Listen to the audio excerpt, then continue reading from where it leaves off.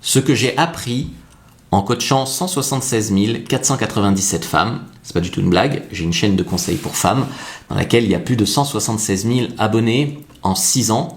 J'ai eu beaucoup de clientes femmes aussi sur mes formations, il y en a que j'ai eu en appel de coaching, plus d'une centaine à vrai dire. Donc j'ai entendu beaucoup leurs histoires, leurs attentes, leurs blessures, leurs incompréhensions de l'homme, et j'ai compris des choses qui me manquaient quand j'étais seulement coach pour hommes. Je trouve que ça a ajouté beaucoup de flèches à mon arc, et je vais vous en partager ici 5.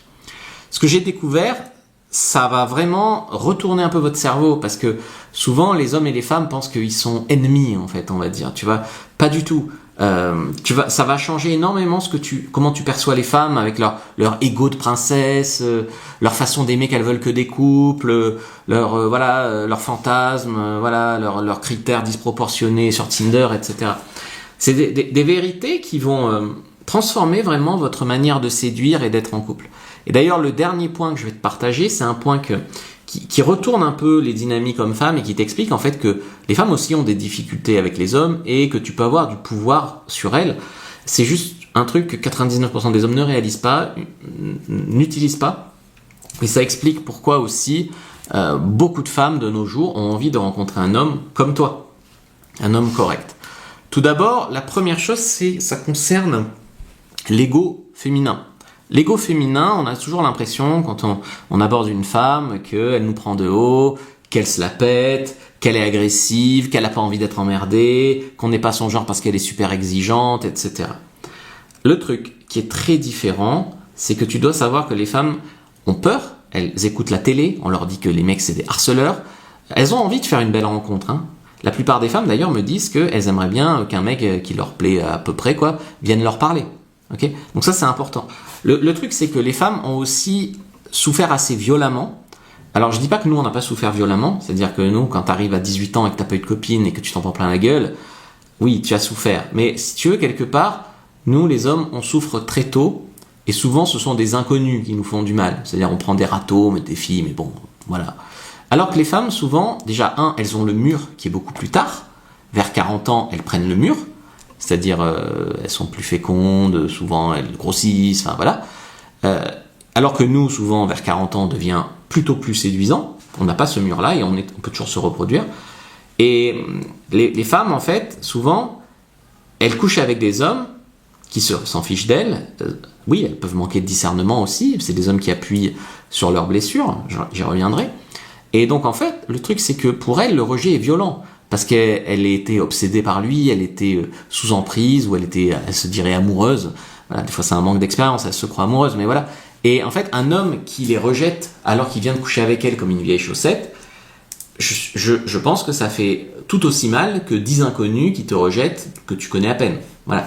Donc, tu vois, c'est vrai que chez les femmes, il y a beaucoup de postures défensives qui vient de la niaiserie de la télé, des comédies romantiques, des reportages sur tous les hommes sont des porcs, etc. Et aussi une énorme peur de souffrir, parce que si elles font le mauvais choix, j'ai peur de m'attacher, de souffrir, machin. Bien sûr, c'est un peu de la niaiserie, mais pour elles, c'est un petit peu le but. Tu vois.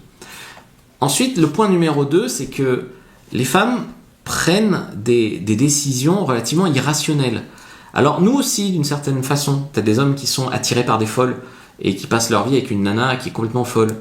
Mais tu sais, il y a plein de femmes belles que j'ai eues qui m'ont raconté des histoires où elles sont avec des mecs complètement louches, complètement violents, complètement infidèles, complètement machin, et elles restent et elles s'accrochent. Et leur but dans la vie, c'est pas de rencontrer un mec bien, sympa. Le but de la vie, c'est cet homme-là à qui elles sont déjà accrochées, le faire changer pour que ça devienne un homme bien. C'est quand même compliqué, tu vois. Et t'as beaucoup de femmes, comme je t'ai dit en coaching, encore dimanche dernier, j'avais une blonde canon en coaching. En fait, on pense que comme elle est belle, elle a tout ce qu'elle veut, elle est heureuse, elle est machin, les trucs. Non, c'est loin d'être le cas. D'ailleurs, alors ça c'est assez paradoxal. Quand je propose des produits pour femmes sur comment être plus attirante, ça ne les intéresse pas. La plupart des femmes se considèrent assez belles comme ça, assez attirantes, assez machin. Mais paradoxalement, elles achètent que des habits, des trucs de régime, des trucs pour être plus attirants. Mais elles veulent pas comprendre les hommes pour être plus attirantes, si tu veux.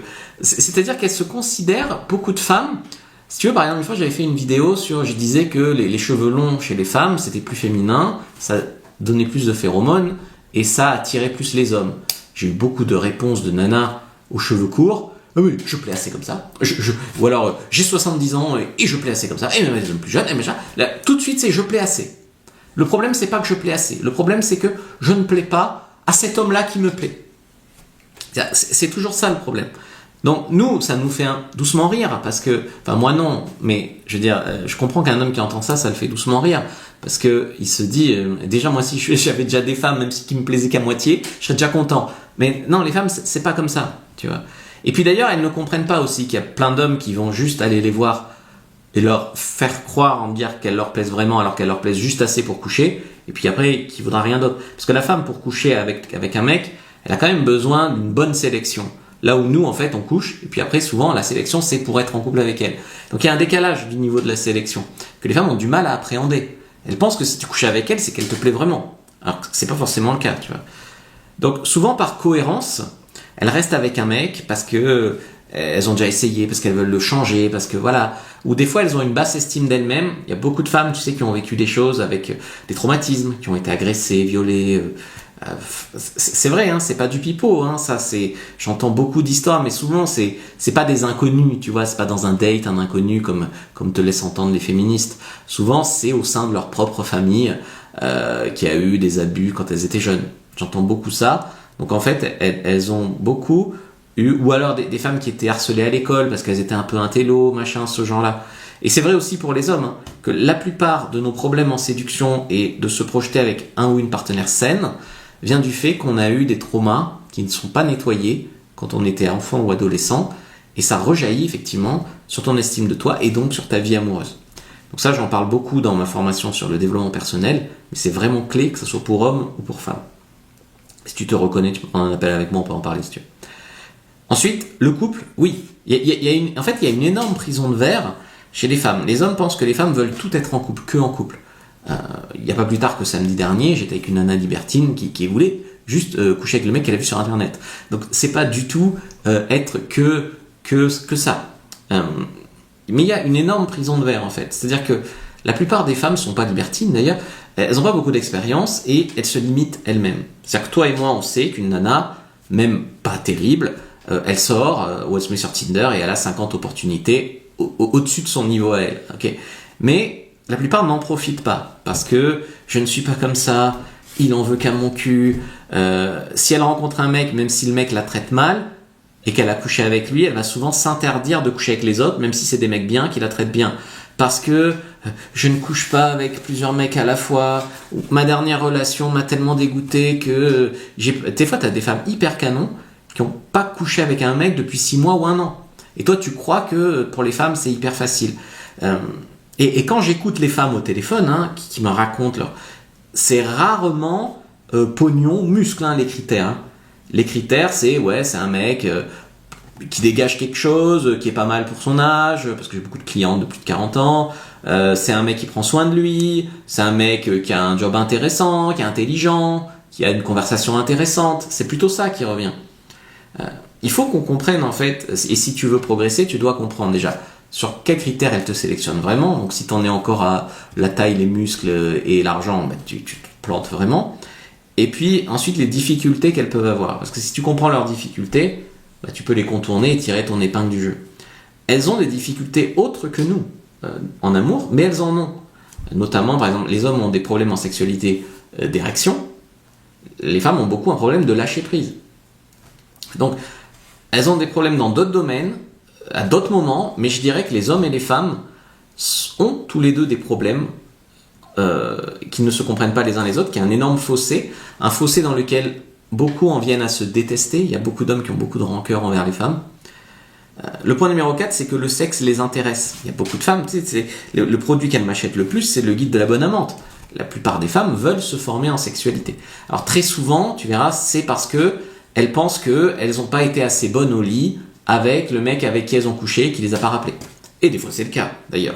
Mais des fois il y a d'autres problèmes que ça. Mais beaucoup de femmes ont la curiosité ou le fun de se former en sexualité. Ça les intéresse, elles se forment, etc. Les femmes sont aussi souvent beaucoup plus accros au SMS que nous. Nous, on est très logistique, machin truc. Il m'a pas répondu, il a mis un émoticône, il en a pas mis. Voilà, elles sont beaucoup dans la suranalyse. D'ailleurs, tu peux tourner ça à ton avantage.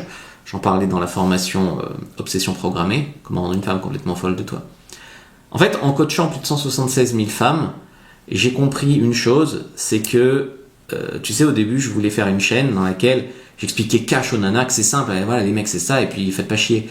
Et en fait, non, j'ai compris que les femmes, c'est pas l'ennemi. L'ennemi, s'il y en a un, c'est un petit peu la société qui nous éloigne les uns des autres, les élites, si tu veux, pour mieux nous manipuler indépendamment. Quand t'es malheureux, tu consommes plus, t'as moins d'effets de famille, ça brise un peu aussi la famille, donc t'es moins fort, etc., etc. Donc si t'as compris déjà les points que je t'ai donnés, ça change tout. Tout dans ta capacité à avoir plus d'empathie pour les femmes, à les comprendre, à les séduire et à créer une relation naturelle, saine et puissante avec une femme qui ne passera pas par la rancœur, tout est facile pour elle, tout est compliqué pour nous. J'entends aussi beaucoup, pourquoi c'est à moi de faire les efforts? Alors ça, j'entends beaucoup chez les femmes. Pourquoi c'est à moi de faire les efforts? Les hommes n'en font pas. Alors que j'ai une chaîne à 150 000 abonnés pour hommes, mais ça, elles se renseignent pas. C'est un mécanisme de défense. Les hommes le disent moins, que les femmes font pas d'efforts, qu'ils doivent en faire. Les hommes ont plus conscience qu'ils ont des efforts à faire, généralement. Ce qu'il y a, c'est qu'il y a de l'ego, il y a du tabou, il y a de la radinerie, il y a ça aussi qui est derrière. Voilà, donc si tu veux mieux comprendre les femmes, clique sur le lien dans la bio du compte, lien en description, lien en commentaire épinglé, et prends ta fiche sur mieux comprendre les femmes. Like, commente, partage, puis regarde une autre vidéo avant de partir.